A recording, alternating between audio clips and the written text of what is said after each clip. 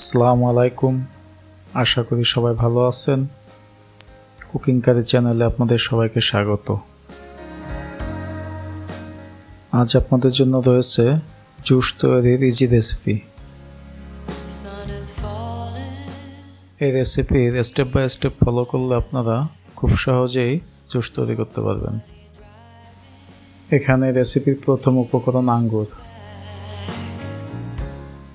কালো আঙ্গুরে রয়েছে antioxidant, vitamin C, vitamin K এবং পটাশিয়াম, যা হার্ট ভালো রাখে, রোগ প্রতিরোধ ক্ষমতা বাড়ায় এবং ত্বক উজ্জ্বল করে।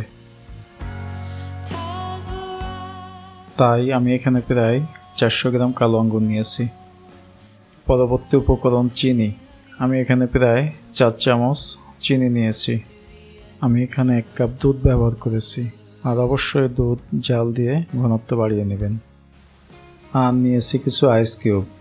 এখন এগুলোকে ব্লেন্ড করে নেব। একটা স্ট্রেনারের সাহায্যে ছেঁকে নেব।